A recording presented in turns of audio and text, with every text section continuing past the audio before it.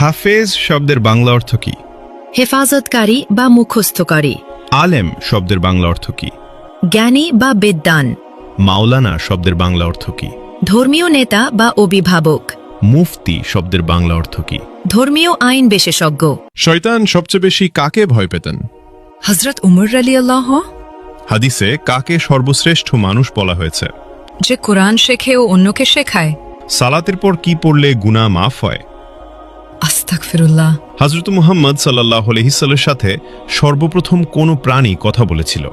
উট। নফল শব্দের অর্থ কি? ঐচ্ছিক ইবাদত। রাসূল শব্দের অর্থ কি? আল্লাহর প্রেরিত দূত। নবী শব্দের অর্থ কি? ওহীপ্রাপ্ত বার্তাবাহক। হালাল শব্দের অর্থ কি? বৈধ বা অনুমোদিত। হারাম শব্দের অর্থ কি? নিষিদ্ধ কাজ।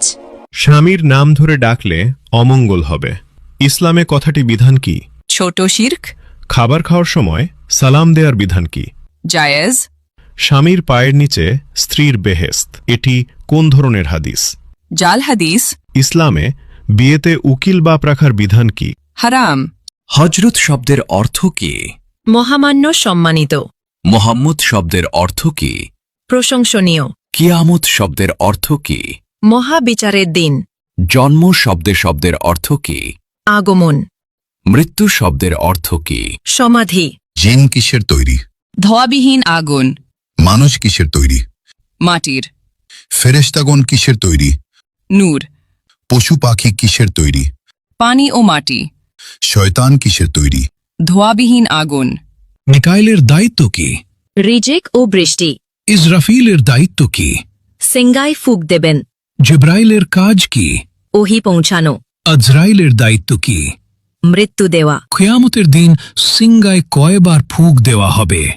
2 বার। হজরত সুলাইমান আলাইহিসসালামের কতজন সন্তান ছিল? 1 জন।